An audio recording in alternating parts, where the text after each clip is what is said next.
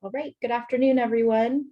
During this declared state of emergency, this meeting will be conducted in accordance with California Government Code Section 54953E, as authorized by resolution of the City Council. Please contact city.clerk@mountainview.gov to obtain a copy of the applicable resolution. All members of the Council Ad Hoc Subcommittee on Race, Equity, and Inclusion will participate in this meeting by video conference with no physical meeting location. As noted on the meeting agenda, members of the public may provide oral public comments during the public comment period for an item by joining the Zoom webinar at mountainview.gov/meeting or by phone by dialing 669-900-9128 and entering webinar ID 815-7199-2365. All emails received by 3 p.m. today were forwarded to the subcommittee. And just before we get started, I just wanted to do a recognition of Juneteenth, which was yesterday, the 19th. I'd like to take a moment to talk about the Juneteenth as a day to commemorate the emancipation of enslaved Black Americans in Texas on June 19, 1865. Over 2 years after, President Abraham Lincoln issued the Emancipation Proclamation, declaring all enslaved persons free. Those who were freed from bondage celebrated with their long overdue emancipation on June 19th. In 2021, President Biden signed legislation establishing Juneteenth as the newest federal holiday, as a day to reflect on both bondage and freedom, a remembrance of slavery and subjugation, and to celebrate the power and resilience of Black Americans who have endured generation of oppression in the ongoing journey towards equal justice, equal dignity, equal rights, and equal opportunity in America. And I believe the City of Mountain View Library also celebrated by a list of different offerings related to the holiday as well. And now I will call on the Assistant City Manager, Christina Gilmore, to proceed with roll call. Member Abikoga? Here. Member Lieber? Here. Chair Kamai? Here. All right, so we'll move on to item 3, which are oral communications. This portion of the meeting is reserved for persons wishing to address the subcommittee on any matter not on the agenda. Speakers are allowed to speak on any topic for up to 3 minutes during this section. State law prohibits the subcommittee from acting on non-agenda items. Would any member of the public on the line like to provide public comment on any item that is not on the agenda? If so, please click the raise hand button in Zoom or press *9 on your phone. And we'll have our Assistant City Manager display a timer on the screen. So oh, here we go, okay. So our first speaker is Bruce England. Hi, Bruce. Hi, thank you. Yeah, I had a conversation with Ellen earlier, so this won't be news to her, but I'm working with an intern at the Silicon Valley Bicycle Coalition on equity and active transportation issues. And some things that we would like to explore with Mountain View have to do with equity for particular age groups. So in particular, youth and seniors. So for youth, in particular on the Safe Routes to School program, there's a lot going on through Public Works on that, but it could be stronger, and we'd like to explore ways to beef that up and collaborate across the city and through community organizations and so on. And with seniors, sometimes people will stop riding bikes and being active for a variety of reasons. And there might be ways that the city can help to encourage and support seniors in either getting back on bikes, back on their feet, or even exploring options that they hadn't attempted earlier in life. So this is an FYI, just letting you know we're working on this. Thank you. Great, thank you. Other people wishing to provide public comment? I think you'll still need to raise your hand for us. I think.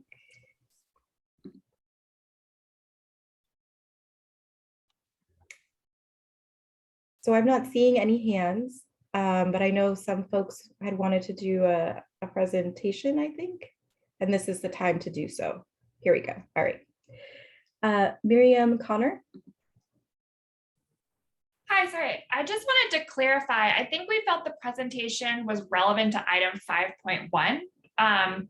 But if we should do it now, we can do that. So my understanding was that there was public comment, and so that it was organized for item number 3 since it's non-agendized. But if Okay. but because you had a presentation, but if you want to wait, you can. That was just my understanding from city staff that you wanted to speak now. So Okay, I think we're on it. It's I'm not giving the presentation, so okay. Alex, and then someone should raise their hand. Someone else should get their hand raised then. Sorry Okay. about that. No worries. Thank you. Appreciate it. Yeah. Okay. All right. Thank you. All right. And appreciate everyone working with us. I know this is happening all in real time. Our next speaker is Alex Nunez. Hi, yep. Nice to see everyone. Just wanted to confirm that, yeah, the presentation is for that other item. So am I good to wait for that? So I will defer to city staff, whom I think that you are communicating with. Sure.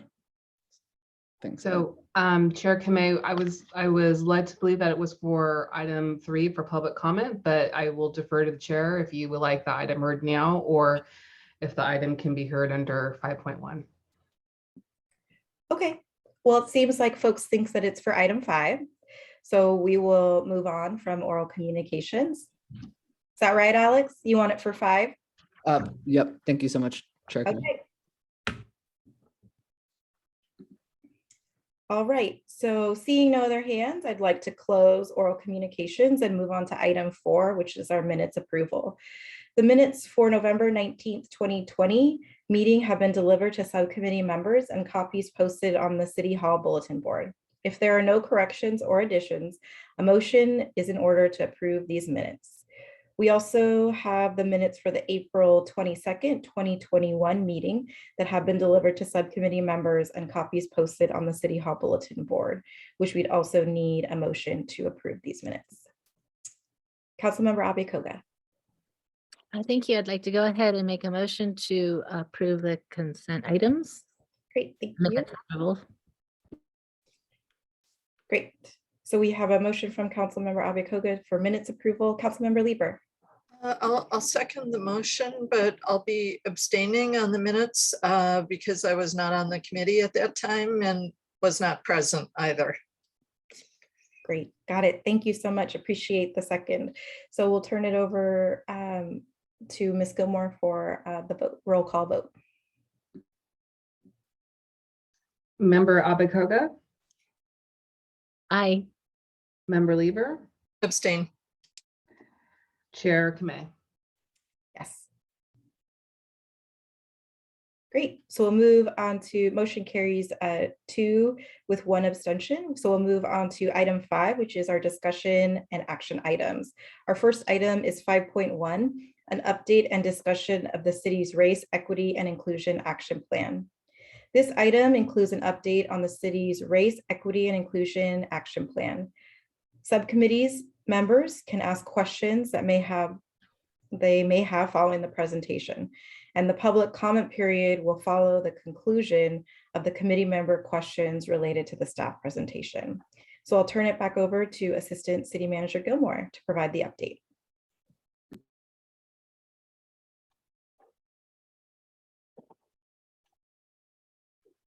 Thank you, Chair Kamei. Good evening. My name is Christina Gilmore. I am the assistant to the city manager.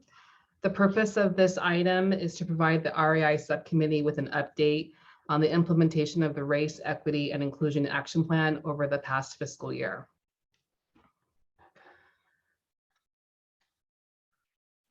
The REI Action Plan was developed in 2020 with 3 areas of focus: policing practices, policies and accountability, celebration and recognition of community diversity, and review of city operations and policies. Staff previously presented a comprehensive update to the Council REI Subcommittee at its November 19th, 2020 meeting, and an update on related to city policy incidents and outreach related to hate crimes at the April 22nd, 2021 meeting. In addition, written reports have been provided to the City Council as part of the annual budget process. The memorandum that is in your agenda packet includes a summary of 19 accomplishments that have been accomplished within this past fiscal year within the 3 areas of focus. We'll highlight a few of those accomplishments as follows. The staff has presented the PSAB feedback at the January 25th, 2022 City Council meeting with recommendations to improve the SRR program and document and support the purpose and best practices of the program. Staff received council direction to develop and review documents, drafts of these documents with the school districts and other key stakeholders. The goal is to execute the MOUs and bring the procedure manual to the PSAB in the fall. The Mountain View Police Department also completed its project with the PhD Resource Fellow to analyze traffic stop analysis. The Chinese Language Civic Leadership Academy was held for the first time this spring. In April 22, the Academy launched with 18 Mandarin speaking Mountain View residents who participated in a free 7-week program to expand their engagement and their understanding of local government and city services. A graduation ceremony was held earlier this month on June 9th for the Academy participants. The Human Relations Commission will hold 2 events related to race and equity. Tomorrow, June 22nd, the HRC will host a community dialogue event titled Recovering Connection, Bridging the Gaps Between Us with Candidly Speaking to promote connection and healing across racial groups in Mountain View. On July 26th, the HRC, in partnership with the Mountain View Historical Association, is developing a civility roundtable community event titled Understanding the History of Housing in Mountain View, Stories of Racism, Anti-Discrimination, and Movement Towards Inclusion. The event will focus on historical issues related to housing and race and include an oral storytelling project featuring community members who have experienced housing discrimination or work to address discrimination in housing in Mountain View. As part of its fiscal year 22-23 work plan, the HRC will propose a continuation of events in support of race, equity, and inclusion, including bystander intervention training, housing insecurity storytelling, and mental health awareness storytelling, as well as other in-person opportunities for connection. This work plan item will go to the City Council in September for their review and approval. And finally, the city has incorporated the use of a budget equity lens into the annual budget development process. Some highlights of upcoming fiscal year 22-23 activities include the development of a language access policy to identify and meet community needs for translation and interpretation services to help Mountain View's diverse residents access information about city programs and services and participate in city meetings, events, and input opportunities. Census demographic analysis. Staff will be working to enhance the city's use of census demographic information from Census 2020 to support the use of racial equity analysis in the development of city programs and policies, applications for grant funding, and the implementation of the city's REI action plan. And finally, historic Chinatown signage. Staff is working on finalizing the historic Chinatown signage that will commemorate the historic Chinatown along the Castro downtown area. This concludes staff's presentation, and we are available to answer any questions. Thank you. Great, thank you so much. Do committee members have questions for staff? Councilmember Abe-Koga. Thank you, Chair, and thank you, staff, for the presentation and all the work that you put into getting quite a few accomplishments done in the last year. I was really pleased to attend the Chinese Language Leadership Academy. Very impressed by the group. And I believe I read that the Spanish Language Academy is planning to start up again. I guess ongoing, I would like to see these become ongoing programs. And so wondering, like, what do we need to do anything at the council level to make these programs, solidify the programs to make them ongoing? If you can provide some guidance, that'd be great. Thank you.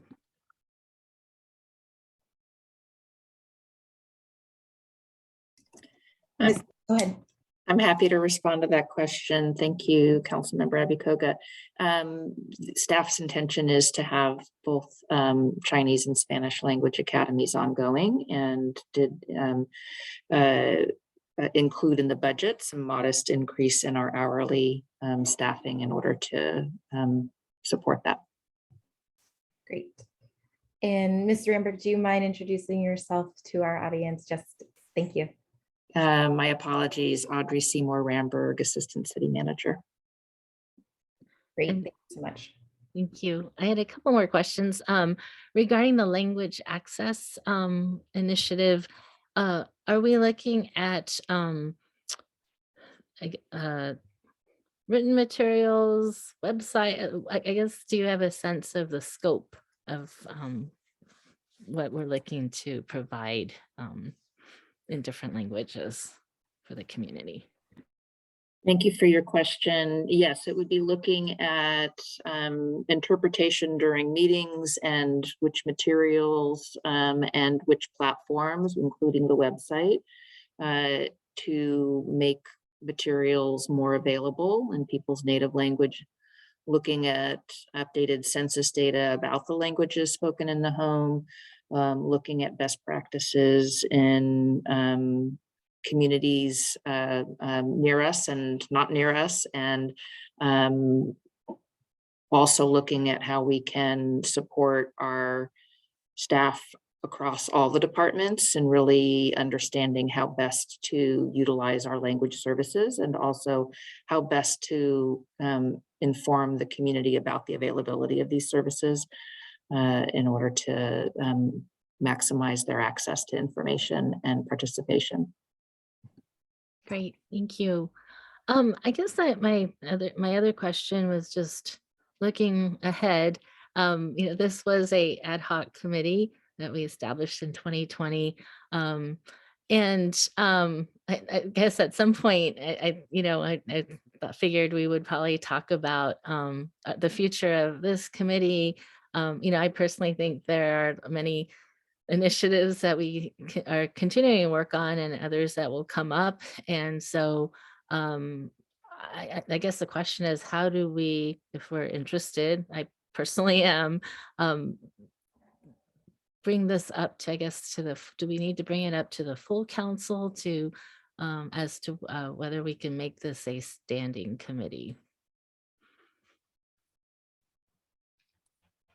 Thank you, Councilmember Abikoga. So I would need to look at the city policy on how we create standing council committees. So I don't have an answer for that now, but that's certainly something that we can look into and let you know further. Okay, great. Thank you. And then with that, if we can become a standing committee, I would assume that we would look at a work plan, putting a work plan together, an annual work plan together, and moving forward with future initiatives. Is that accurate? Correct, yes. Great. Thank you. Great, thank you. Councilmember Lieber. Thank you, Chair. Well, I want to also echo the kudos that Councilmember Abikoga voiced about the leadership academies. I think that those are tremendously useful for the community. And I'm always struck by the valuable amount of information that goes out at the neighborhood meetings. And I'm wondering if we might occasionally consider doing kind of a newcomer briefing that would, where we would have translation available in multiple languages, for people who are brand new to the community and might wonder, what's going on in Mountain View and that type of a thing. I think it would be very valuable, even if it were only once a year. So I'd like to see us consider that with robust language access as well to that. And then on the historical front, I would like to see on a going forward basis if there are opportunities to recognize Indigenous communities that have historically been in Mountain View. And maybe with some signage or some features of a park or something like that. And I'd also like to have us consider at some point an Indigenous engagement policy. I know that a number of public agencies in the area are formulating those now. And I think it's a very helpful lens to bring to things, and it's an emerging area that's becoming quite significant. And Mountain View's history does include a very powerful presence of Indigenous communities. And so I think it would be something that would really convey a significant community benefit and an educational opportunity for the families in Mountain View, and something that's very interesting about our city's history.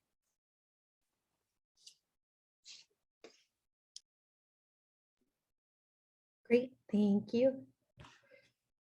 All right. Well, I think I just want to echo our thanks to staff. That's why I wanted to call this meeting, and I know that we haven't checked in together in a year, and I thought there's a lot that's been going on, and this would be a really great touch point. Really appreciate Councilmember Lieber bringing up different ideas, and Councilmember Abe-Koga talking about the future of the subcommittee. I think that's kind of why we're reconvening, and I think we'll wait to hear back from staff on next steps, because I feel hesitant to add anything because we need to kind of discuss the future of our ad hoc committee. But I do want to echo the kudos in terms of, I think, the amount of engagement that we're seeing from our residents, not only through these specific programs, but I think in terms of how we've been, I think, more mindful in how we do our community outreach. So I'm really grateful for that. I think for the items that Ms. Gilmore, you mentioned that are coming up, the language access policy, the census demographic analysis, and the historic Chinatown signage. Is there a time frame with which we could expect to hear back on these items, or when you think we would reconvene on the update there? I don't have exact timelines. I'd have to follow up with staff on that, but I think definitely within the first half of the fiscal year, we would hope to have at least 2 or 3 of those items completed. Okay, thank you. That's helpful. Okay. I think those are my questions and comments. So I'll turn it over to public comment. So would any member of the public on the line like to provide comment on this item? If so, please click the raise hand button in Zoom or press *9 on your phone.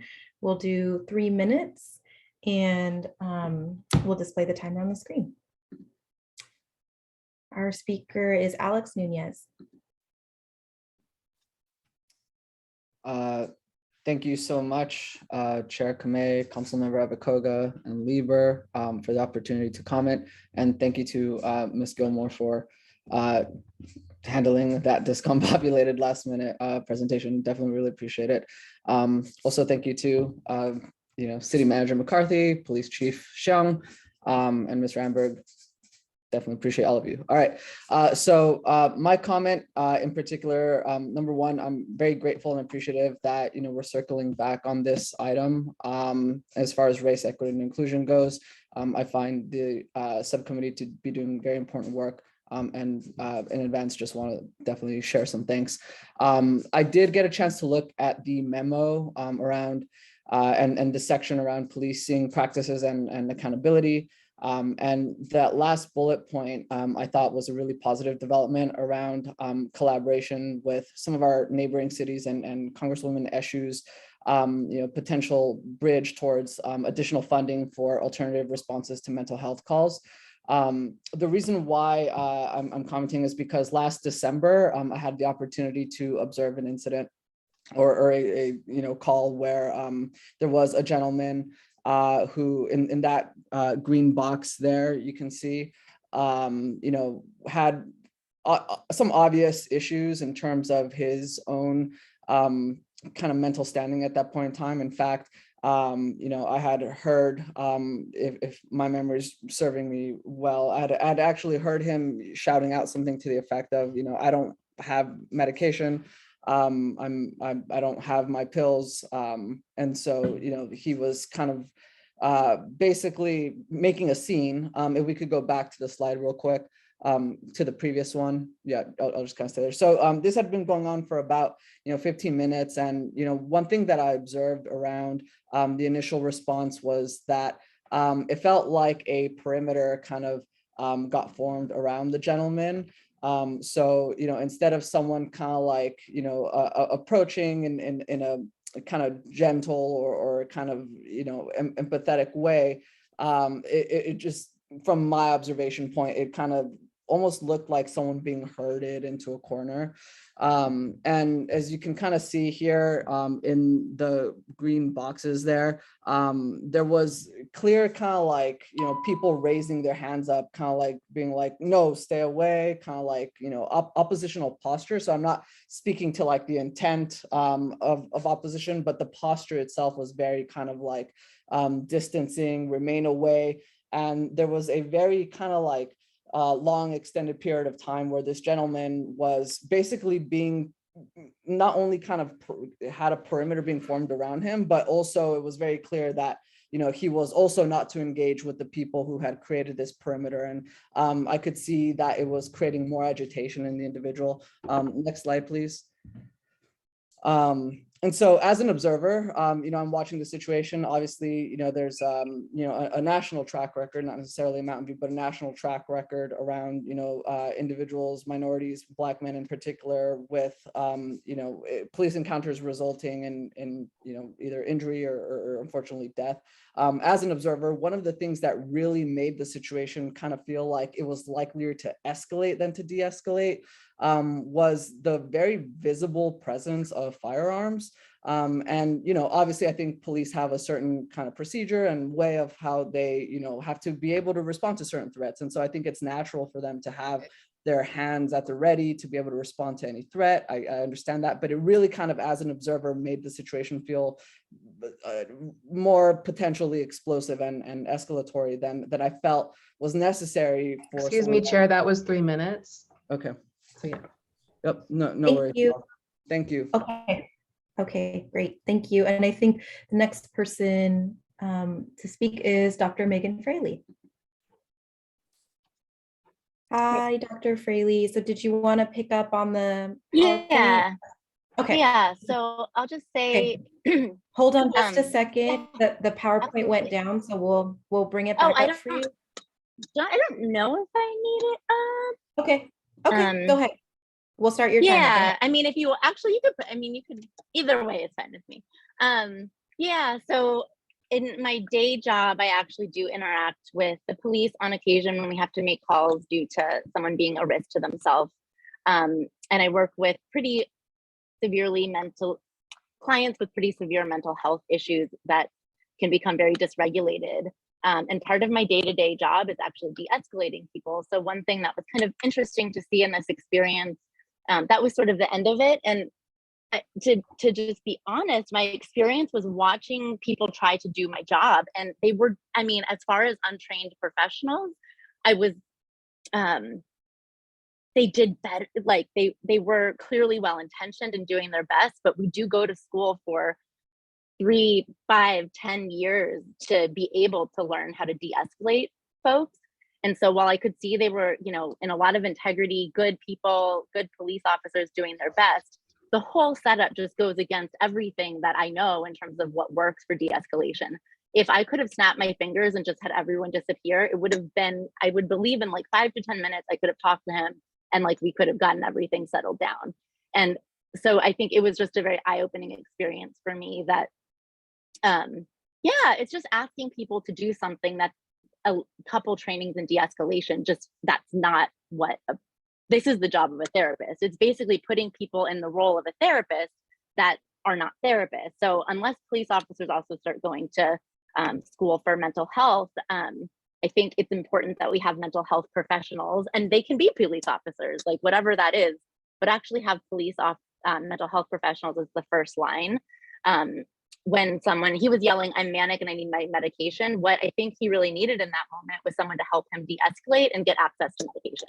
And we don't need guns as mental health professionals. Sometimes you might need backup with someone with a taser, just in case, but really, I think I just want to really say I support that you're seeking federal funding and working with Anna Eshoo, and the sooner the better, because this plagues us in the mental health field every single day, that police are responding to calls where it just isn't the best setup. So we are really, I'm excited to see, and I know others are excited to see Mountain View partnering with neighboring cities to bring alternative responses to mental health calls for service in our district. We'd like to bring attention to also a recent study out of Stanford Institute for Economic Policy Research, which found that dispatching mental health professionals instead of police officers for nonviolent 911 calls led to a 34% drop in reported crimes targeted by the study and significantly lowered costs. In addition to mental health crises, mental health specialists and paramedics responded to calls related to depression, poverty, homelessness, and substance abuse issues. So my ask, and I think our ask, is just that the committee works to also expand the mental health response in our area, and also the set of calls to things like homelessness and other issues. Thank you. Thank you. Miriam Connor. Hi, this is Miriam Connor on behalf of the Mountain View Coalition for Police Reform and Accountability. So thanks for giving me the opportunity to speak, and I echo the thanks from other commenters for convening the subcommittee and talking about all the stuff we're working on. So we're really glad to see the city continuing to commit to improving policing practices and policies and accountability. The formation of the Public Safety Advisory Board was a really important step to bring public engagement and accountability to policing in Mountain View. And one thing I wanted to note is that for the work of PSAB to meet the goals that's set out by the REI action plan, it's critical that the PSAB is taking an active role in making some substantive recommendations to council on the topics in their purview. So in the memorandum associated with this item, it lists the PSAB review of the MVPD budget as one of the efforts under this initiative, but this review was this is a presentation, but it didn't really result in action by PSAB or recommendations for action to the council. So my ask is just that the members on this subcommittee and council in general, when you have the chance to review the PSAB work plan, make sure that it's clear where PSAB should play that active role, where you want to get those recommendations versus just receiving a presentation, to make sure that action is taken on the items where we want action to be taken. Yeah, that's my main comment on behalf of MVCPRA. The other thing is that we understand that there's going to be more information about Anna Eshoo's efforts to secure federal funding for these alternative responses to mental health calls for service. And we're just looking forward to hearing more about this and understanding what the city might be able to do with federal funding. Thanks so much. Great, thank you. All right, any others who would like to comment on item 5.1? All right, I am not seeing any hands, so I will bring it back. I know there were a few questions that came up, and I'm not sure if staff would like to share any information. Perhaps I think there were on the federal funding component from Congresswoman Eshoo. Is there more information? Ms. Ramberg, go ahead. Thanks, Chair Kamei. This is something that Palo Alto and Mountain View and Los Altos are working together on to first comply with the application requirements to receive the funds, which is the stage we're in right now, and have been even prior to that, while those funds were kind of a little bit held in limbo with the budget process, talking about how they might be best utilized in our 3 communities, and also how they might interrelate with the other efforts that are underway led by the county to develop different models of crisis response, one of which is entirely community-based and doesn't have any police involvement, and that's known as TRUST, which is an acronym. And I don't remember all the words that it stands for, but that's going to have its own mobile team based right here in North County with mental health and social work and health, as well as community folks with lived experience there to respond to people who are in crisis, but not in the level of acute crisis that needs a higher level of intervention. So we're working closely with the county on that, and how, and then they're also expanding their mobile crisis response team program to have a dedicated team in North County. And we're working to try to help them find a location for that so that it really is accessible to our community. And the Public Safety Advisory Board has a subcommittee that's looking at how to raise awareness about that within our community, both of those models, and also how to provide input to all these different efforts, the earmark, what we choose to do with the earmark funding, and these 2 county models of alternative response, which were TRUST and MCRT, so that they're really informed by what we understand to be the community dynamics in Mountain View, and a really good connection into the network of people in Mountain View who could support the success of these efforts. And so that work is underway both at the staff level and with a subcommittee that's part of the current work plan for the Public Safety Advisory Board. Great, thank you. And appreciate you talking about the next steps with the county. That was going to be my follow-up question. I think it was last year or the year before, the committee had heard from county representatives about the mobile crisis response team. And I think, and I know PSEP has their subcommittee as well. And I know for our next item, 5.2, we have county representatives, including our a county supervisor, Otto Lee. So if they're listening, I would encourage them to, when we get to item 5.2, to feel free to add the information in terms of the county and the involvement in the partnership there. I would very much be interested in those next steps, and perhaps would ask staff to brainstorm how best we can keep the public informed about the opportunity with Congresswoman Eshoo, as well as how things would go with the county. Councilmember Lieber. Thank you. I have a question relative to the PowerPoint that we saw. And I'm wondering, when someone's experiencing a health crisis, at what point would it trigger several police officers showing up with the firefighter paramedics? Go ahead, Chief. Sure, thank you. Chris Chung, Police Chief, thank you for that question. So typically a normal response for if there's some sort of potential for danger for the firefighters, our role there is to keep the firefighters safe if it's more medical aid related. So a standard response is 2 officers. Sometimes you may see 1. There's also, we are hiring a lot of officers. So if they're paired up, 1 trainee and an officer, you may have a situation where 2 units were sent, but you see 4 officers, which actually only count as 2, if that makes sense. So there's a lot of reasons and rationale for that. But if it's more of a medical aid call, then our purpose is really to kind of stand back and let the firefighters do what they need to do and just kind of look out for their safety. And do we have a written protocol in terms of firefighter paramedics on what services people are offered. Say a person says, I'm out of my medication and I'm experiencing disturbances in my ability to operate. Do we have a written protocol about how they're conveyed, say, to the county hospital? Or how they are offered services? Sure, I can't speak for the fire department per se on any of their protocols. I can tell you just from my experience being on those calls myself, unless the patient wants a transport to a local hospital, I think that's the continuity of care.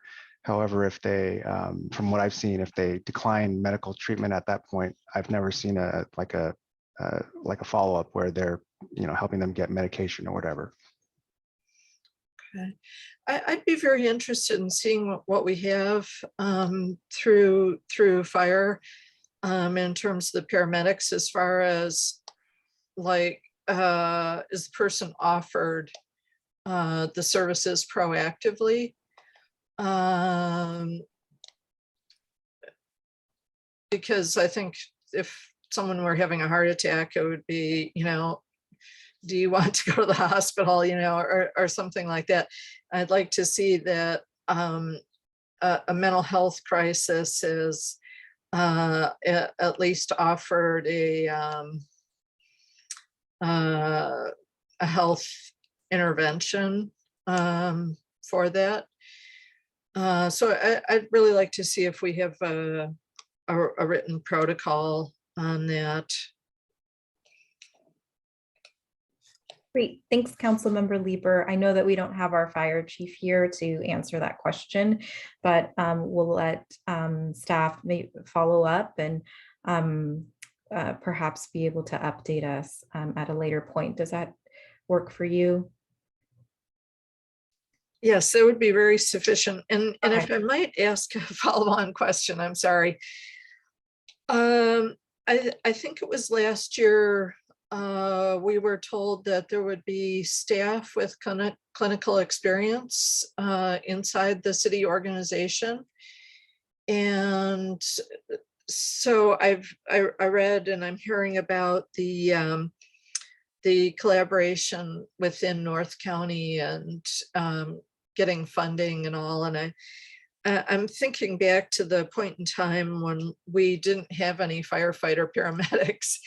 And it was, we had to really go into an overhire standing to be able to have the staffing that we needed to transition to.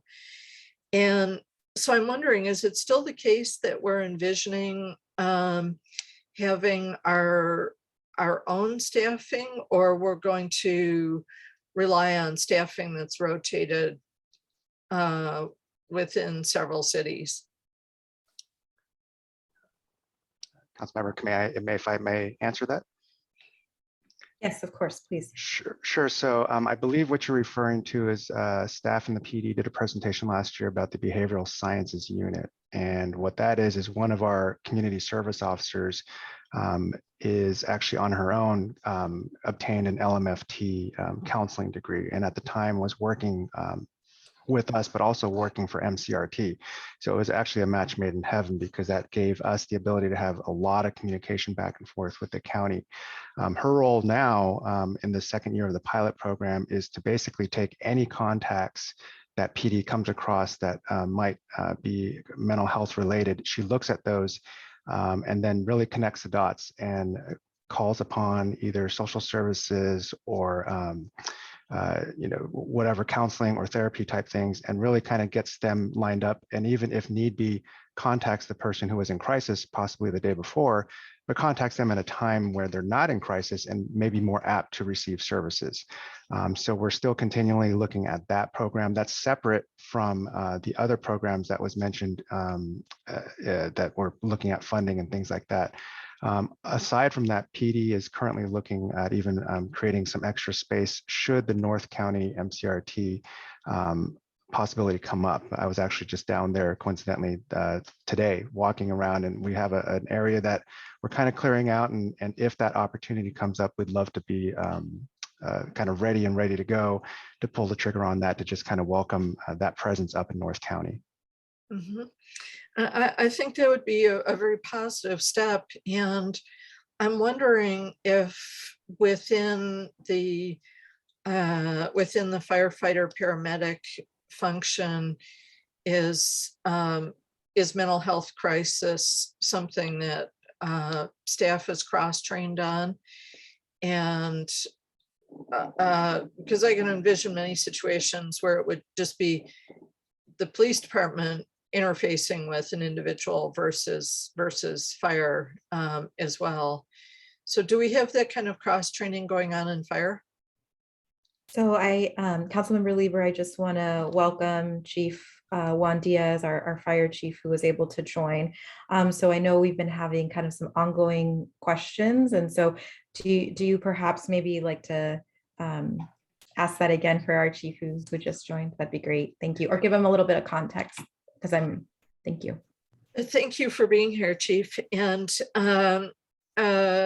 before you joined, we saw a PowerPoint presentation about a community member that was experiencing a mental health crisis in the downtown, and where police were acting as backup staffing to the firefighter paramedics in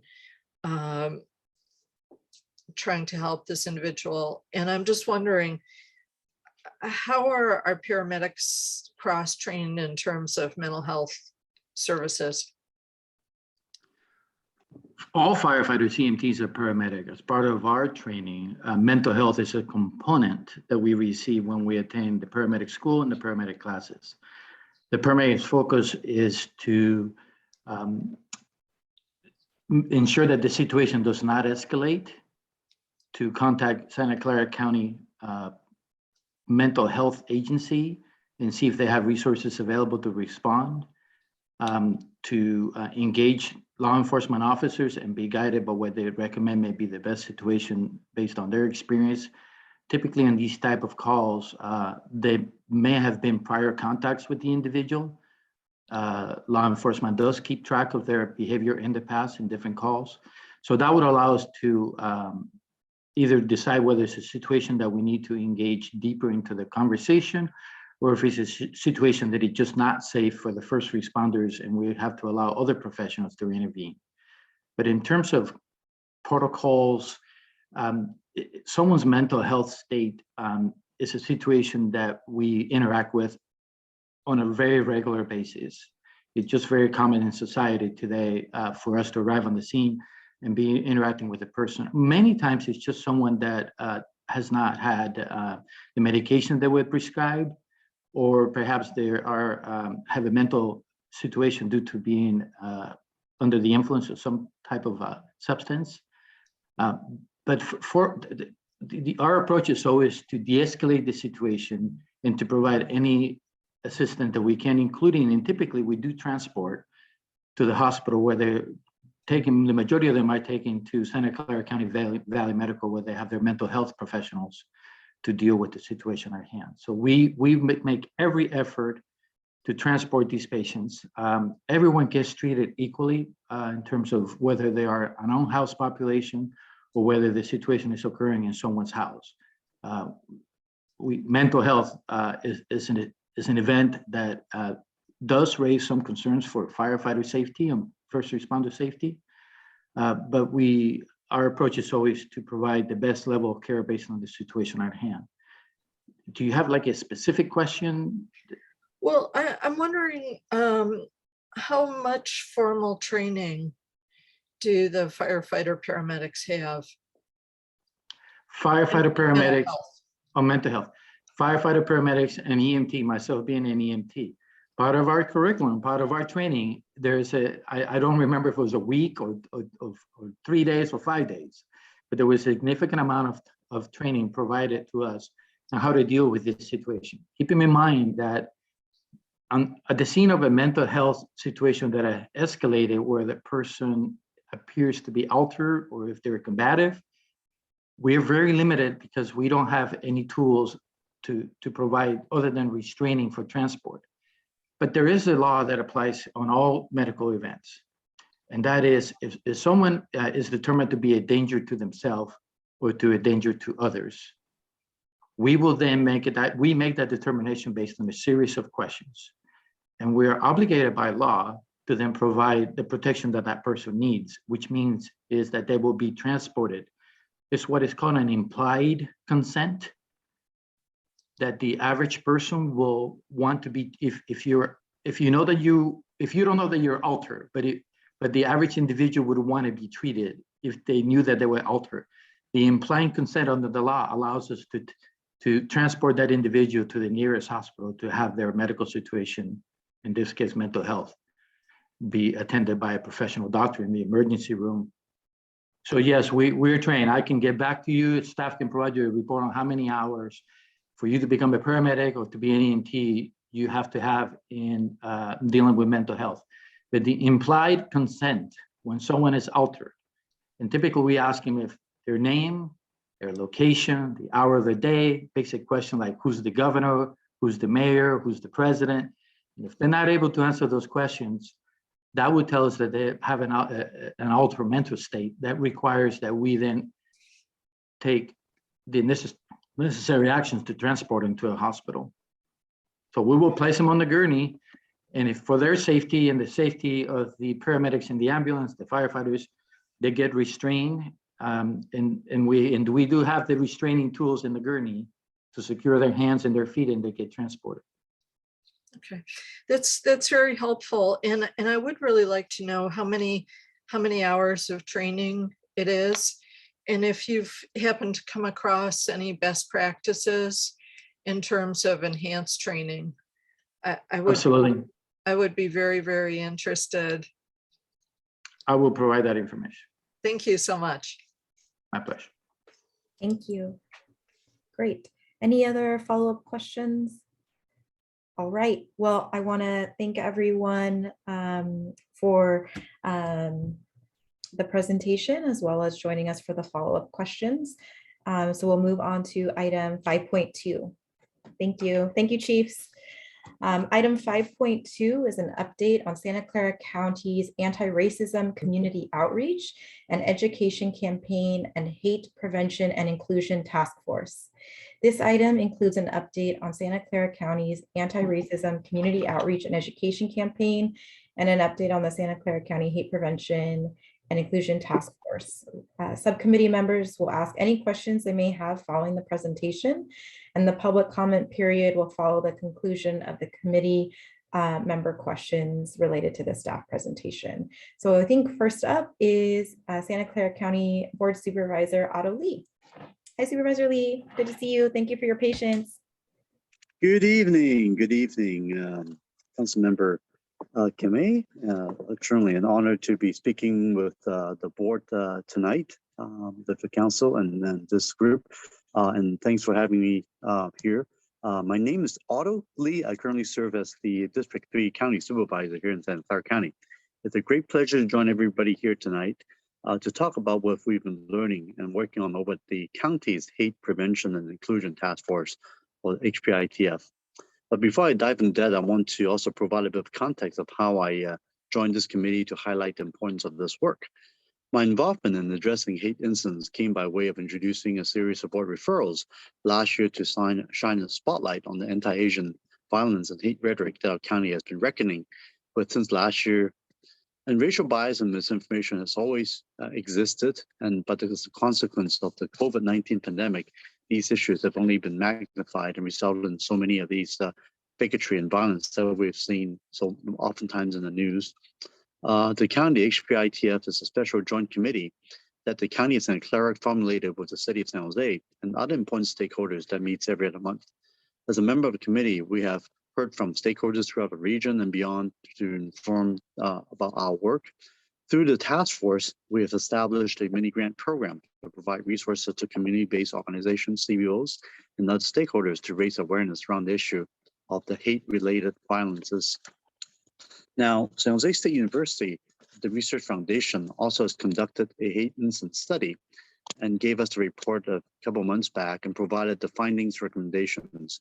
This report has guided some of the actionable steps that we've taken as county to address hate prevention. And there's a few steps in particular that I want to just highlight in particular. The first one has to do with the Ghost Guns Ordinance. So based on a report from the San Jose State University Research Foundation, they referenced a report that the JCAT, the Joint Counterterrorism Assessment Team, published, knowing that the untraceable nature of ghost guns makes them very appealing to a lot of these extremist groups. JCAT is the collaboration of the federal law enforcement and the intelligence agencies, including our FBI local here.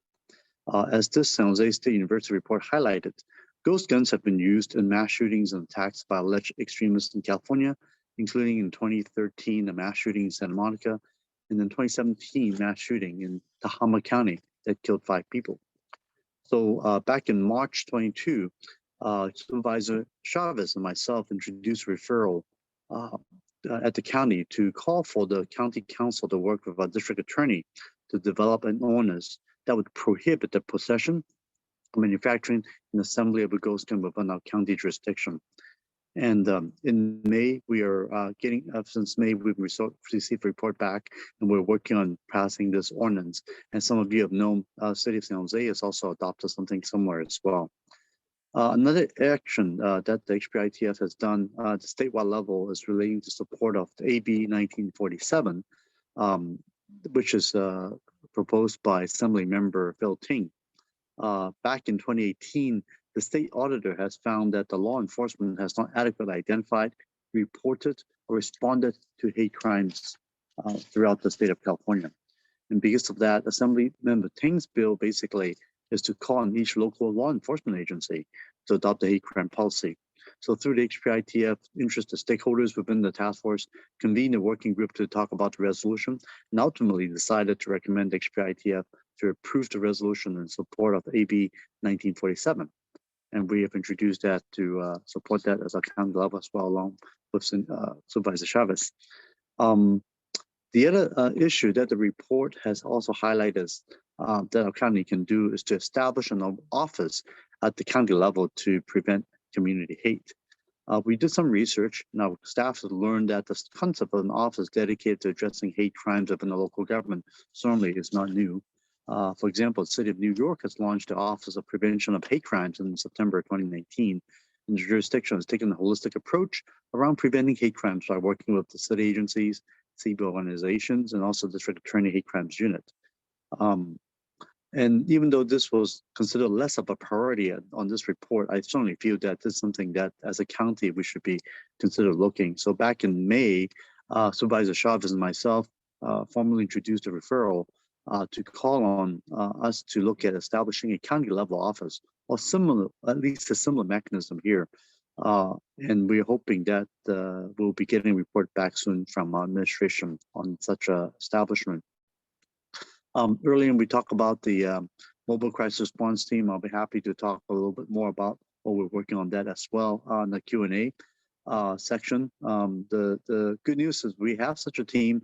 The bad news is we are having some issues in terms of hiring. For example, the 20 positions that's opened up, only half is being filled right now. So there's still a huge shortage of individuals we need to hire. And then the last but not least issue I want to talk about is the gun buyback program that we've done just this past month in Milpitas. The county has not done one for quite a while, and since I got on board, it was one of the first things that I wanted to push for, and able to get some small amount of funding, about $50,000 from the county, along with some other sources, including the DA's office, chipping in to come up with the funding to conduct this gun buyback program. We actually bought 415 weapons, including 7 ghost guns, over I believe 14 of the military style assault weapons, like the AR-15 Bushmaster, which is the kind of the favorite of the mass shooters we saw in Uvalde and also in New York, upstate, and many other places that use this. And even one sawed-off shotgun, which I've never seen one. I've only seen them in video games, but actually seen one get turned in. So very excited to see those being turned to us. So we're really happy to see that these type of program really needs to be continuing to be provided in the future. I really do want to say that these type of ghost guns issues and gun buyback is something that needs to happen far more often in different parts of the county. We did in Milpitas, so we certainly need one in other parts of the county as well, because let's say if you live in Gilroy, you're not going to spend $30 in gas just to drive up to Milpitas, turn your gun. So I'm hoping to work with our president, Supervisor Wasserman, to hopefully we could put something together before the end of the year as well, to cover that southern part of our county.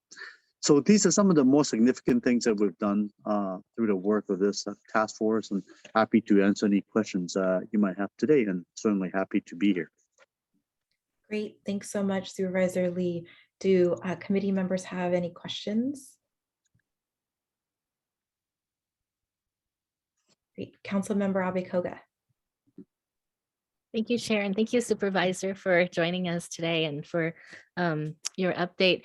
I appreciate the initiatives that the county is working on. And I guess I'm trying to think about moving forward.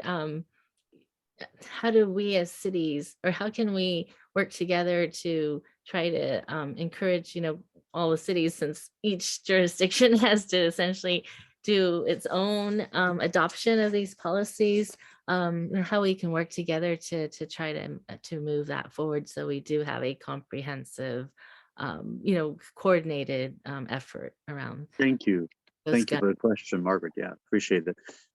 Yeah, exactly. And I think it is so important to know that, there's no boundaries when it comes to hate. And it's not even racial, right? I always tell people, whether it's a race crime or incident against Asian, against the Jews, against the Blacks, against the Native Americans or Latinos, it's the same. It really is the same. Hate against one is hate against all. So I think it's so important that we all work together from the county level and the 15 cities and towns that we have in our county to share best practices that we've adopted. And certainly I think that's the reason why we hope that by establishing this office at the county level, we'll be able to share best practices, knowledges, and any ordinances that we come up with, or you guys come up with, we certainly want to share, and there's no reason to reinvent the wheel. For example, regarding the ghost guns ordinance, like Citizen Jose is doing it, we're doing it at the county level too, and certainly makes a good template for all the other cities to copy and emulate and spread the word. That's just something they want to do, like what they do in New York when they started the office. We are following them too. So I think what we are doing here is not just our county. I think a lot of other country, a lot of cities and counties around the country also watch what we do as well.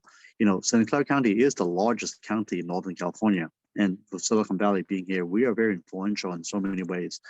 So I think it's really important that we are taking the lead, and certainly Senator Mounby is one of the most progressive leader on these issues as well. So I just want to thank you all for all your leadership and coming out with these good ideas that we're working together.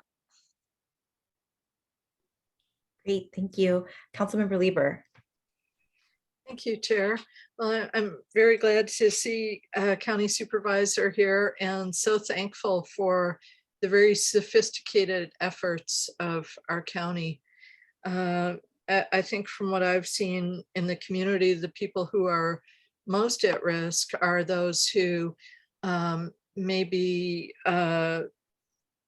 experiencing unhoused status and relationship violence, and also maybe undocumented, and then issues of mental health challenges or cognitive challenges. And I'm very glad that the county is working on each of those fronts and really looking at the role of firearms in terms of the interaction between those elements. I think that's so much needed. Over the past year, we've made a special effort to get engaged on legislation in the state capitol. And so I would be especially interested on a going forward basis to maybe have our city manager's office hear from the county about what legislative efforts you are supporting, so that we can kind of get that information and work in concert with the county on those kinds of objectives. A special interest that I have is also in terms of juvenile justice and how to serve the families that may have youth that are justice involved in terms of juvenile hall. And sometimes in North County, we don't maybe have the exact same resources that are in other places in terms of the family justice centers and et cetera. And so I'd be very interested to hear from your office on what you can suggest to us in terms of policies so that we could make sure that we have those bases covered and are working in the channels that we can to have some coverage there. Yes, thank you, former Assembly Speaker Pro Tem. First of all, yeah, thanks for that. I think it's so important to connect to make sure what we're doing and what Sacramento is doing, we're moving hand in hand. Like we talk about Assembly Member Ting's legislation, for example, that's one of many that's happening. Going toward your topic regarding the justice involved, especially at the juvenile hall, our ranch. If you haven't been over there yet, Sally, I strongly recommend we'll schedule a tour for you over there. It's really an amazing place that they have established on Morgan Hill that has done great work, even throughout the pandemic. And we were able to, through a lot of diversion programs, that the population of them has certainly gone down through these different diversion programs we have. The good news I would share with you is we are really getting down to ones and zeros when it comes to the girls. And one thing I've been pushing very hard is trying to really find a complete diversion that will have zero girls being held at the juvenile hall type place because of the fact that statistics shows 100% of these girls just involved turns out to be sexual assault victims. So they are really victims and they need to be treated as such. And I think these are things that we're working on at the county level, understanding that. In addition, the issue of mental health is certainly huge, and we have declared that mental health being a crisis in our county a few months ago, along with Supervisor Ellenberg. And we are really putting forth a lot more funding, increasing the number of beds. That's starting with detox beds, right? That we have is so under funded that when people need to get treated, they need to get treated immediately before they change their mind. If they have to wait 7 days to get the treatment, that doesn't make any sense. So those are the things that we're working on right now to increase funding immediately to make sure that we could get the that. So we just passed our budget a couple of days ago at the county level. So we're very excited to see that these are the programs that we're adopting very holistically, and of course with the mental issues, we also have the issue of other type of diversions, so that people who don't need to be going to jail or being booked, they get to go through what we call some type of a diversion means. So, for example, whether it's called a sobering center, that type of stuff. So we are working hard on coming up these programs to avoid people to even get into the system to start with. I think that's what's important, to separate those who have mental behavioral health issues, those who have substance abuse issues, and not turn them into a jail issue. It's kind of like the de facto way of things, the default way of getting things done. That's absolutely not effective. And people on house is not a crime, right? Just drug addiction itself is not a crime.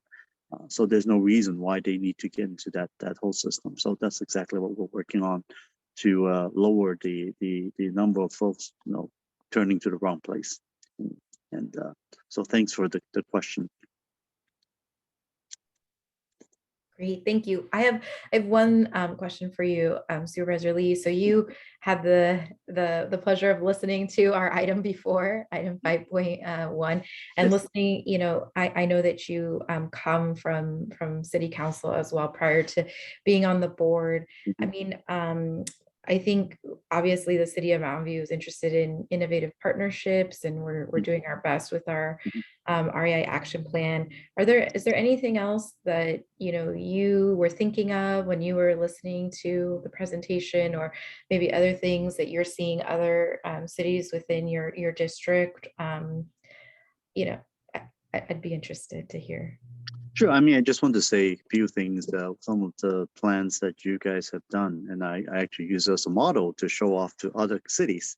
For example, is what you've done with the containerized housing unit project that you put together for the 100 unhoused temporary housing, because that is one of those most innovative and yet necessary way to get folks housed quickly.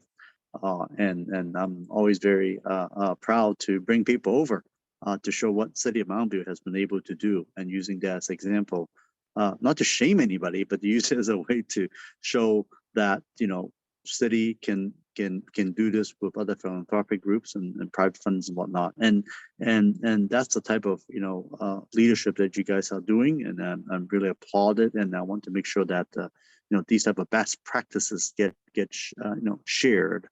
We are trying to do the same thing over in Palo Alto. We're trying to do the same thing in certain parts in San Jose as well.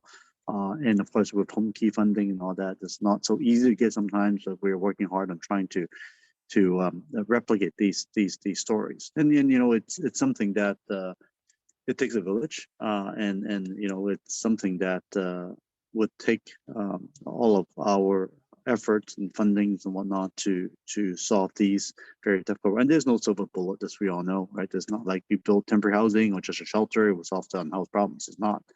Off-free parking is part of it, right? And there's of course the long-term housing. We still have to put somebody. So all these things, whether it's conversion of motels to permanent supportive housing, all those things are stuff that we work together, and they all go tie hand in hand. And the county, one thing good about this county is we are a very progressive county to try to find these solutions working together. And I just want to thank you personally, all of you on Mountain View, especially Helen, yourself, Margaret, and Sally. You guys are really the heart of the city that helps make all this work. And I just want to say that your partnership is crucial for us to make this a success. Yeah. Great, thank you so much. Any other questions from committee members for Supervisor Lee?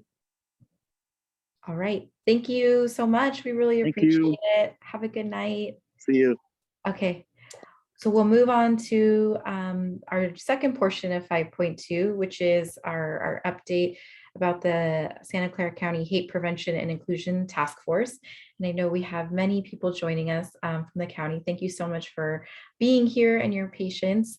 We have Maribel Martinez, Program Manager, Division of Equity and Social Justice.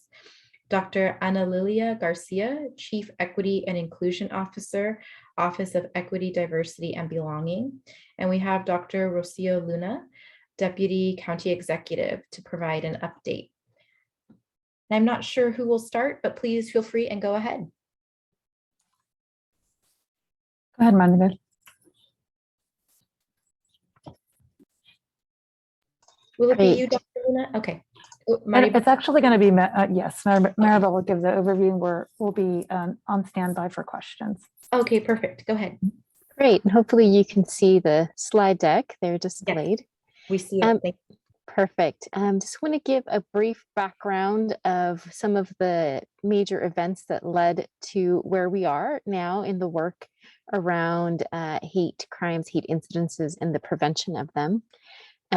Beginning with in 2016 with some community engagement, and then some major events in our community, including the 2019 mass shooting at the Gilroy Garlic Festival, and then all of the activities beginning in 2020 that include the pandemic, the uptick in hate crimes, and the ongoing racialized tension with law enforcement across the country. Some of these points in terms of the accomplishments and the current legislation, Supervisor Lee has already shared with you, but some of the board referrals that are with administration at this time and with the task force have to do with the documentation of contributions by Asian and Asian Americans. And that is something that's happening with San Jose State University. We've provided over $100,000 in mini grants for organizations to provide training, education, and activities related to combating hate. And of course, the ongoing work of the task force and the creation of the Office of Diversity, Equity, and Belonging, including the Chief Diversity and Equity Officer position.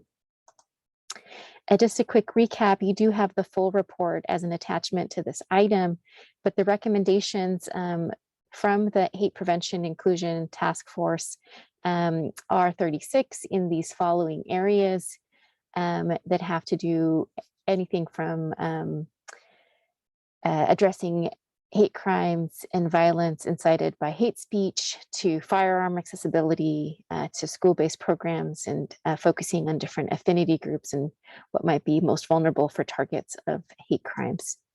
Again, while we look at the Division of Equity and Social Justice, we have several offices and in the Language Access Unit that all work collaboratively to address the root causes of hate and also work toward a more equitable community, both through the policies and practices of the county, but also in the engagement in the community.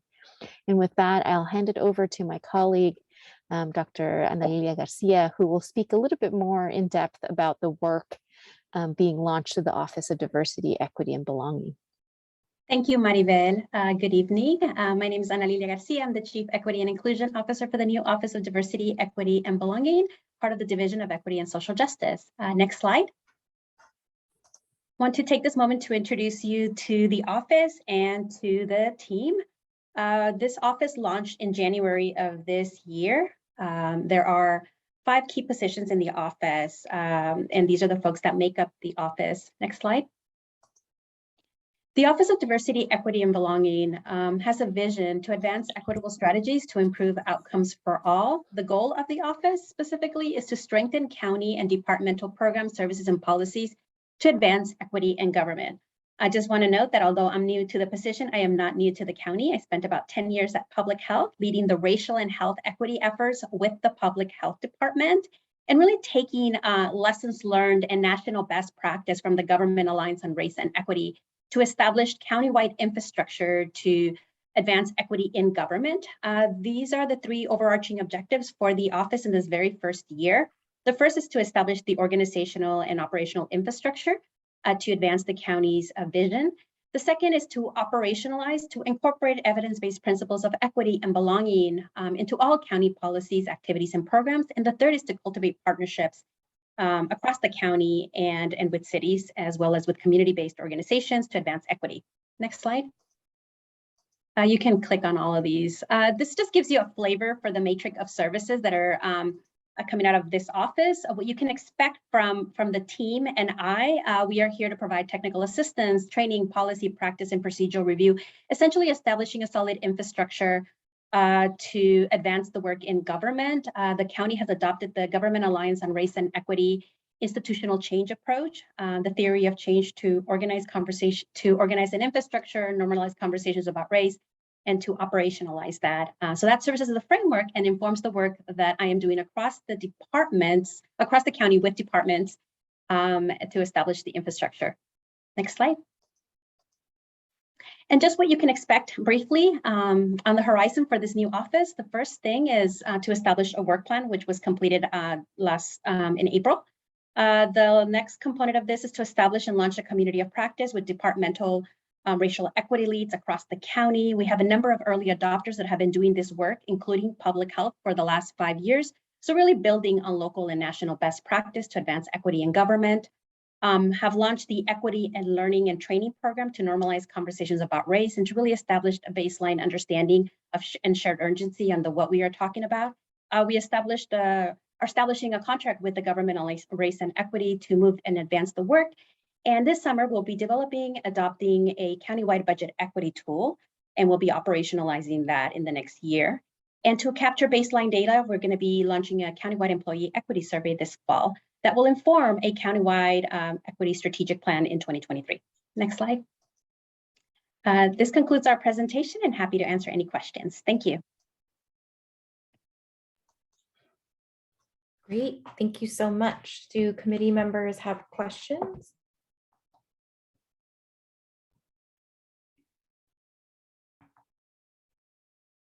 Okay, I have one. While we're waiting for our other committee members. So for the timeline that we just went through, is there, so there'll be report backs to the full board. Has there been any thought to like updating the 15 cities within the county, or how you can share that information so that like groups like ours, you know, we're an ad hoc subcommittee, but our earlier conversation was maybe becoming a standing committee. Has there been thought on how you can share that with the different cities, or I'm not sure who wants to answer. My apologies. Is that referencing the timeline I just shared for the Office of Diversity, Equity, and Belonging? Okay. Yes. So there looked like there were various goals, different timelines. It looks like you're doing, I mean, just to say and acknowledge you're doing a lot of work. And I think one of the things that we're trying to do in this subcommittee is kind of seeing the different touch points with the city and the county goals align, and how we share that information, right? Because there can be redundancy, or there can be other resources, or you know, different expertises. And so want to share that information. And as I was seeing all of that and reading through the packet earlier, you know, I thought, wouldn't it be great if there was a way for this to be communicated to the 15 cities within Santa Clara County? You know, we can rely on our supervisor, but you know, they're very busy too. So I just thought I'd ask. Do you want to answer that, Rocio? I'm sure we've all thought about ways to sort of, you know, message, and of course, communication is always such a challenge because there's a lot of great work happening both at the city and county level. And we'd have to really think about that. I know that for the 36 recommendations from the Hate Crimes Prevention and Inclusion Task Force, we will be actually reaching out proactively to every city to see sort of how they see each of the recommendations sort of being integrated into any city plan. So that's for the Hate Crimes Prevention and Inclusion Task Force. But if we sort of think about broadly how we keep cities in the know, we really would love to hear from you. I mean, there's definitely the subcommittee here today, but as you know, every city is a little different. So any ideas you might have for us to sort of ensure that we are proactively communicating to all of our partners and city partners, but especially as we build out each of the offices, which of course are anchored in really working together to ensure that we address both the current hate crimes wave that we're seeing, but also trying to work together to ensure that we are working at building you know, a better place to live for all of our communities by ensuring that we're addressing the root causes of hate and biases. And you know, that it's going to take all of us to do that. So we'd love to hear from you about your ideas for how to best communicate this information as we go pretty fast. But I can tell you that for the 36 recommendations, we will be proactively reaching out to our cities. Great, thank you. I think even just that information right now is great for us. And I think many cities have, you know, PIOs or, you know, chief communication officers now. And so that could be a really great way for maybe the county PIO to kind of connect with your office and share that information. I'm not sure. Perhaps that's something the committee and our staff can get back to you offline on that recommendation. I want to turn to Councilmember Abe-Koga. Go ahead. Thank you, Chair, and thank you so much for coming and presenting to us. Along the same lines, I was in particular interested, I think you mentioned you're formulating a budget equity tool, and we have now looking at our budget through an equity lens, and just wondering there might be some synergy there. So if it is possible to share information in that realm, that would be really fabulous, I think. And then I was actually curious about I think it's the county employee survey you're planning to do. Is that like a demographic type of survey, or is it or just the thoughts of employees around race equity? I was hoping you could elaborate a little bit more about that too. Most definitely. Thank you so much for the question. As I heard about your own budget equity tool, it sparked my own interest, as we are looking at numerous examples from across the country. And there are a number of city examples, specifically from the city of San Antonio in particular, and also out of Portland and Seattle as well. So would love to talk more about that. The Employee Equity Survey is adapted from the Government Alliance on Race and Equity. They have a national survey that has been administered at the local, state, and has yet to be administered at the federal level. At 42 questions, we are actually adapting that survey, and we'll be administering 15 questions and really focus on knowledge, attitudes, and just awareness. And will serve as a baseline survey to just get a better understanding and capture a wide net across the county of staff's understanding on concepts of race and equity and belonging, practices within government, and how we engage with community. It is meant to serve as a baseline and one input into a broader environmental scan that will be conducted in 2023. But the survey itself has been created by the Government Alliance on Race and Equity, and can definitely share information about GARE and can share information on the survey itself. They have amazing information on their website that's easily accessible, so I'd be happy to provide you with the link. Thank you. I don't know if I can ask the question to our staff now, Chair. Is that okay? Because I heard of GARE. GARE, where several of my regional boards are members of GARE, and I'm just, I guess, for our staff, wondering, is that something that we could look at? I don't know in terms of the budget and how much it costs to be a member and all that, but is that something that we are looking at, or could we look at explore being a part of the GARE program?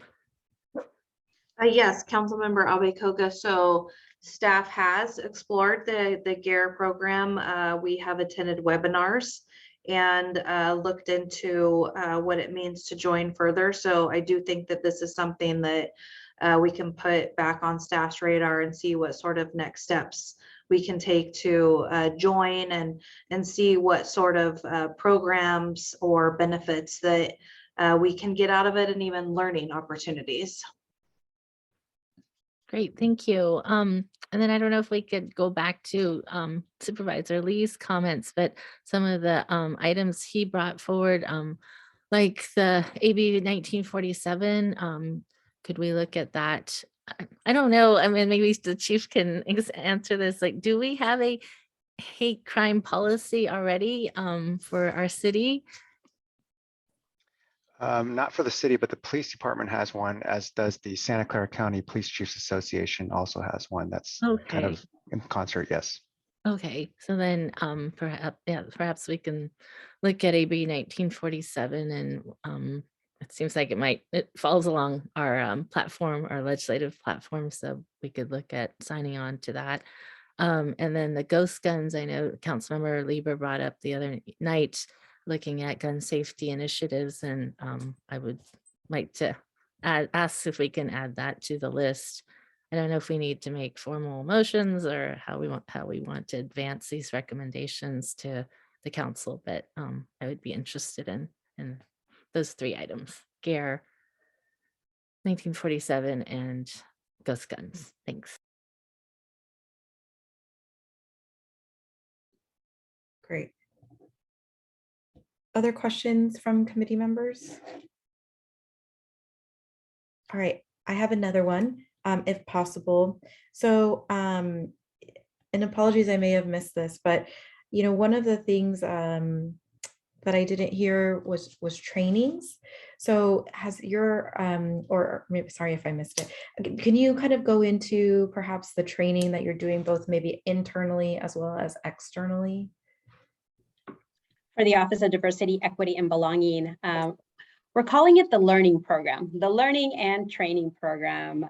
Training is a critical input to the conversation, to normalizing conversations about race, equity, and belonging.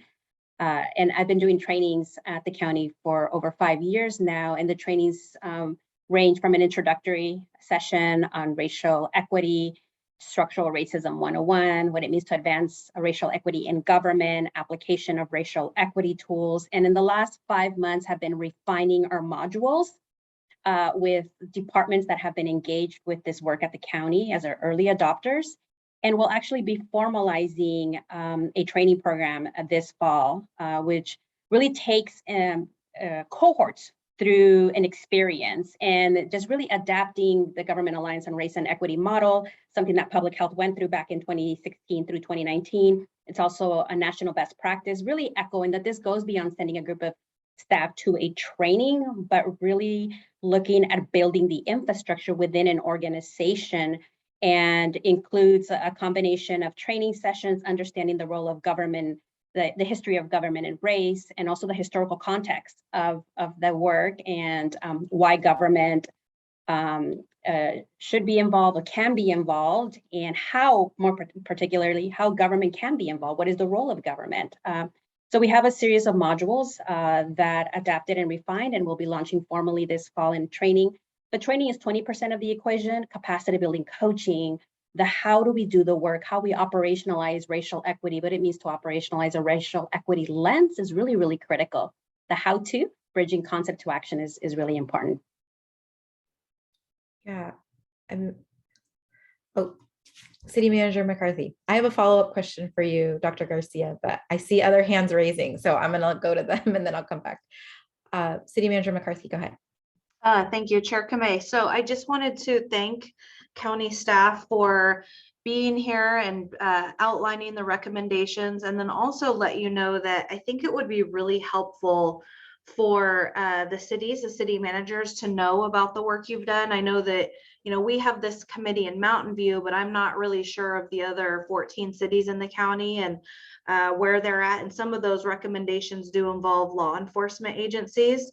So I'm currently the chair of our city managers group in our county, about ready to transition out of that. But I would love if you all would be able to attend one of our monthly city managers meetings that we have, and come and talk about this and present the recommendations and findings if you're open to it. I think that would be a great way to share information with all the, you know, other city managers in the county, just so that we're all on the same page with the recommendations that are coming out of it.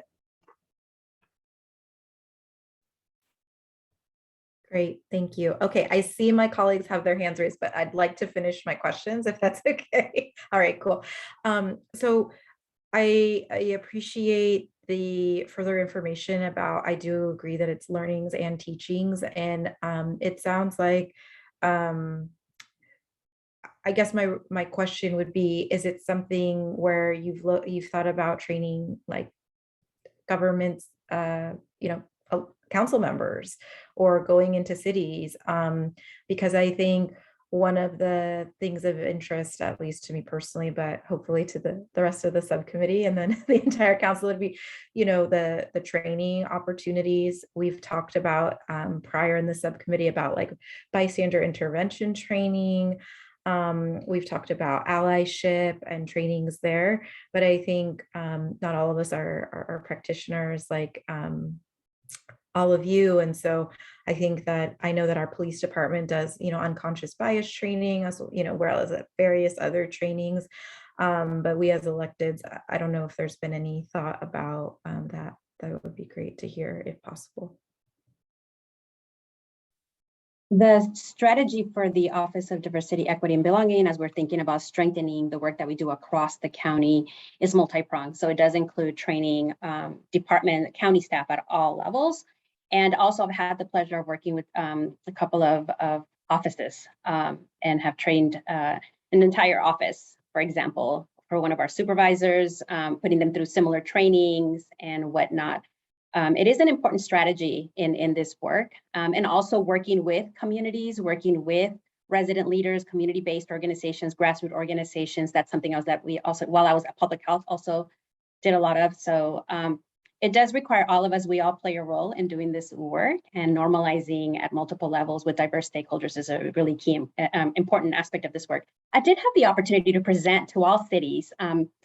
Steve Preminger invited me, I think it was the summer of 2020, on the heels of the murder of George Floyd, the Black Lives Matter movement, racism as a public health issue, the racial unrest, the anti-Asian hate of 2020 and beyond, and what precedes that, and the COVID inequities. I was invited to speak to all cities back then about GARE, about the work that public health was leading at that moment. And I know there was interest then to have a conversation. I also want to lift up, there are other, the city of San Jose also has an office of racial equity. I know there are efforts across the county, and there is a regional collaboration of racial equity practitioners that meet on a regular basis. I know our office has been sitting with that group on a monthly basis. It's just sort of to be information sharing. It's nothing more than that at this moment. But I do welcome any ideas in terms of collaboration.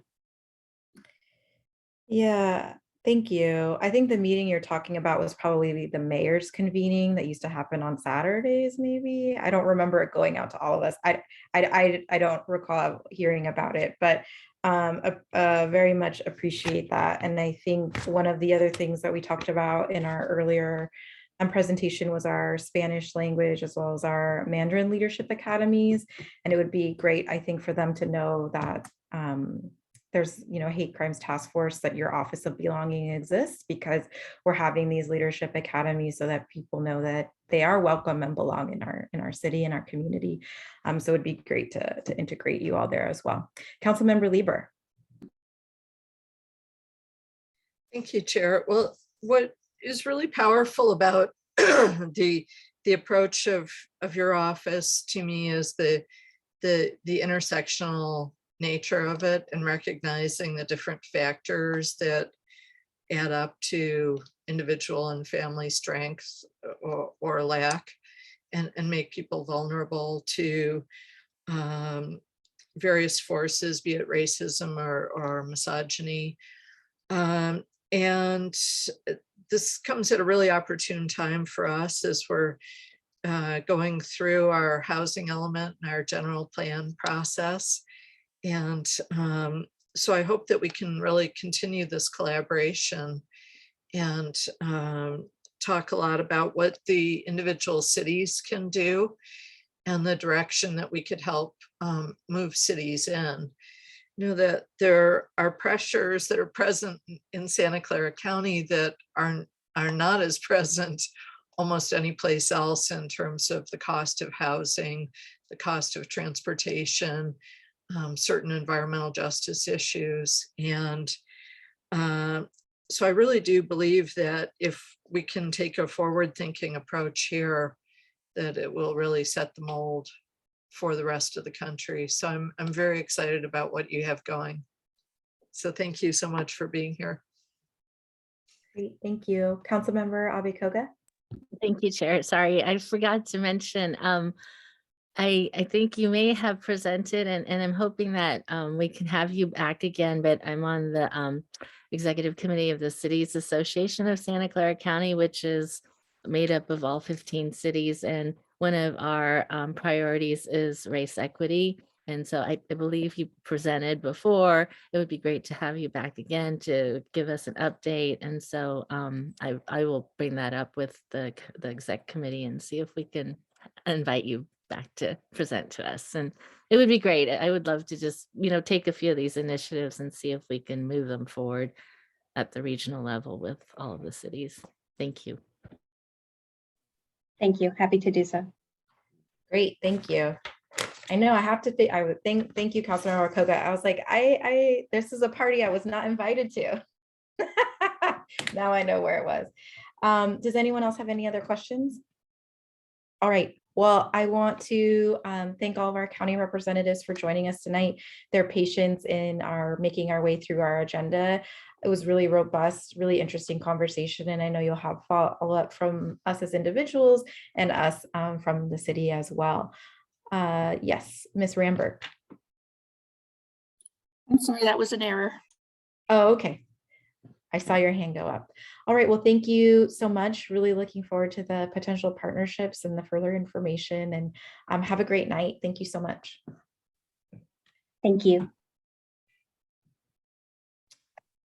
Oh, I didn't take, oh, I can take public comment.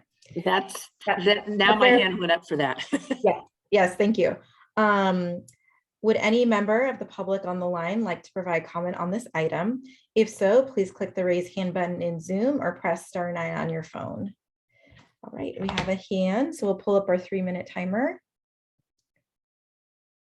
And hold on just a second. Here we go. Miriam Connor. Hi, this is Miriam Connor again with the Mountain View Coalition for Police Reform and Accountability. So as the subcommittee is considering issues of racism and hate in our county and our city, we'd like to draw attention to a recently published state audit finding significant evidence of bias and extremism among officers in departments across California.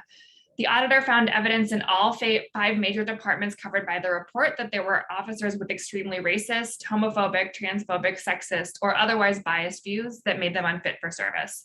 So as I'm saying this, I want to be clear that Mountain View was not included in this audit. My personal experience with MVPD officers through MVPDX, I haven't detected anything like these views, but I think this is an important and pervasive issue that has implications for every community in California, and we need to take it seriously. And so I'm hoping that this subcommittee and our Public Safety Advisory Board will consider investigating extremism in our community and enacting recommendations from the auditor locally. I think our ideal scenario is that taking action on the report in Mountain View further cements MVPD's reputation as a leader in professionalism and progressive policing. And we've taken action to systematically prevent problems in the future. Thank you. Thank you. Alex Nunez. Hello, thank you again, Chair Kamei, and everyone else for the opportunity to comment. I did want to echo some of the previous speaker's comments, Miriam, I believe, and just in terms of a little bit of kind of thinking around it. The state audit that Miriam referenced, I haven't had a chance to look at, but I have seen much other research from organizations like the Brennan Center, which I think was referenced in one of the reports in the agenda. For example, basically reputable sources indicating that there is an active effort by white supremacist organizations, racist organizations, far-right militants, et cetera, to form links to and within law enforcement departments and officials. And similarly to Miriam, my experience with MVPD, to be quite honest, has always been very positive. And I don't actually, I would put a large bet on any findings indicating that there is no, like white supremacist links within Mountain View. But at the same time, if centers like this and also the FBI actually, which has made it abundantly clear, our national premier law enforcement organization is making abundantly clear that these far right links between law enforcement, that these organizations are seeking to establish a foothold in law enforcement across the country. If this is the case, if this is an active measure that these organizations are taking, then I do believe it would be best practice for our police departments across the nation, not just MVPD, to adopt similarly active measures to ensure that there are not individuals with these views making it onto our police department.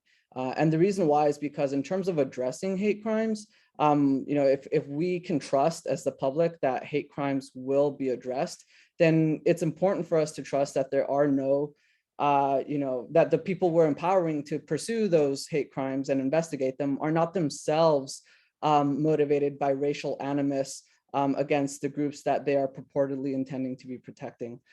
So I would encourage this as just the best practice, as a precautionary active measure, not as any kind of condemnation of our MVPD. And I will also say that I did appreciate Council Member Lieber's comment around housing.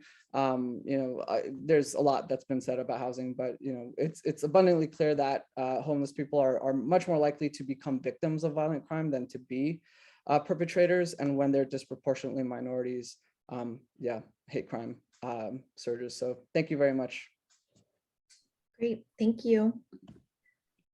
All right, I'm not seeing any other hands, so I'd like to close public comment and bring it back to the committee.